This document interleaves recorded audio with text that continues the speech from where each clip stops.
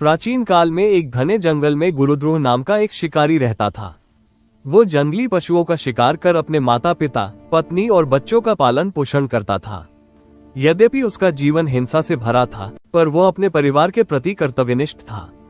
एक बार महाशिवरात्रि के दिन वो शिकार के लिए निकला। पूरा दिन बीत गया, परंतु उसे एक भी पशु नहीं मिला। सूर्य ढलने लगा और उसके मन में चिंता छा गई। आज उसके घर के लोग भूखे रहेंगे।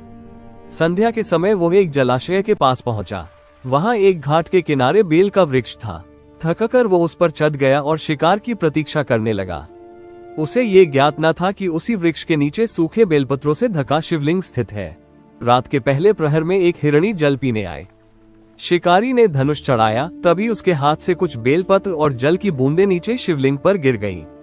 इस प्रकार अनजाने में उसकी प्रथम प्रहर की पूजा हो गई। हिरणी ने आवाज सुनकर ऊपर देखा और कांपती हुई बोली, मुझे मत मारो, मेरे बच्चे छोटे हैं।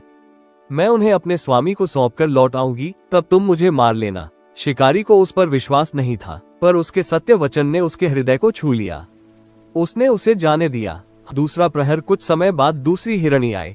फिर से वही घटना घटी, पत्ते गिरे, जल टपका और दूसरे प्रहर की पूजा भी हो गई। उसने भी जीवन दान मांगा और लौटने का वचन दिया। शिकारी ने उसे भी छोड़ दिया। तीसरा प्रहर अब एक हिरण आया। उसने भी अपने बच्चों को सौंपकर लौट आने का वचन दिया। इस बार भी अनजाने में तीसरे प्रहर की पूजा संपन्न हो गई। शिकारी का हृदय अब धीरे धीरे बदलने लगा था। चौथा प्रहर रात्रि के अंतिम प्रहर में वे तीनों हिरण हिरनियां अपने बच्चों सहित लौट आए। शिकारी का मन भर आया। उसने धनुष उठाया, पर उसी क्षण चौथे प्रहर की पूजा भी पूर्ण हो गई।